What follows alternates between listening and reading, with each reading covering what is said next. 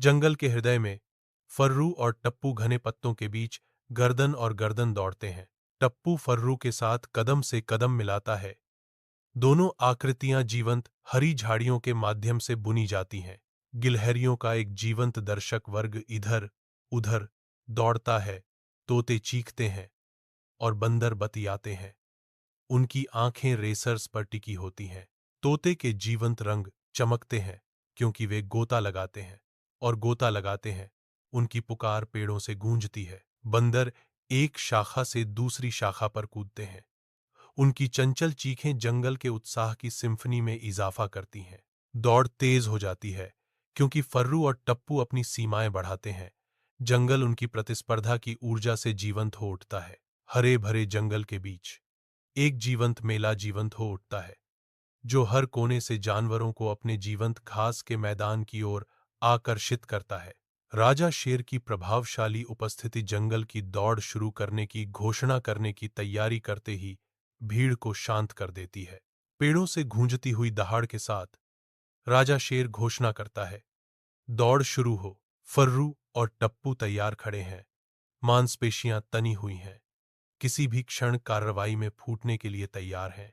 कछुआ धीमा और दृढ़ अपनी जानबूझकर यात्रा शुरू करता है। उसकी गति अनुमानित उन्माद के बिल्कुल विपरीत है। जंगल मेले में सांस थमी हुई है। प्रत्याशा हवा में भारी है। दौड़ के नाटक के खुलने का इंतजार है। दौड़ते हुए फर्रू और टप्पू आगे बढ़ते हैं, जो जीवंत ट्रैक के खिलाफ गति का एक धुंधलापन है। गिलहरी वृक्षीय भूल भुलैया में नेविगेट करती है। उसका मार्ग घने पत्तों के बीच एक साहसिक शॉर्टकट है। बेचैन जमीनी दौड़ के ऊपर तोता उड़ता है, एक रंगीन बीकन जो आकाश से मार्ग चार्ट करता है। प्रलोभन से विचलित फारू अचानक रुक जाता है। उसका ध्यान एक चमकदार लाल सेब के आकर्षण से आकर्षित होता है। आराम की तलाश में टप्पू एक ठंडी छायादार जगह के लालच में आ जाता है।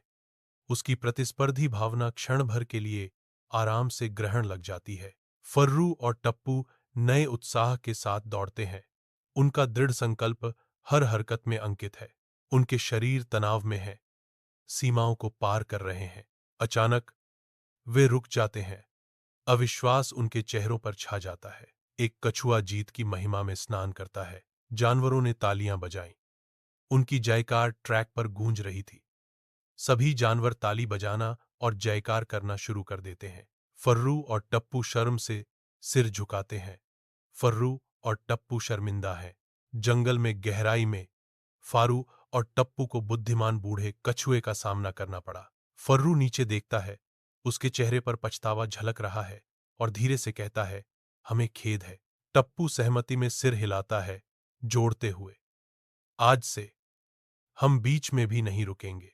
कछुआ धीरे से मुस्कुराता है, ज्ञान और प्रोत्साहन के शब्द पेश करता है। मुस्कुराता है और उन्हें धैर्य रखने और लगातार कड़ी मेहनत करने की सलाह देता है। फर्रू और टप्पू ध्यान से सुनते हैं। कछुए की सलाह से उनकी आत्माएं ऊपर उठती हैं।